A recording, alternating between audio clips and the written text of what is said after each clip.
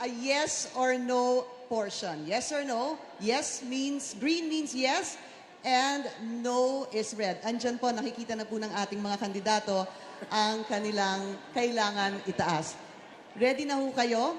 Ito ang tanong. Have you ever engaged in any corrupt practices?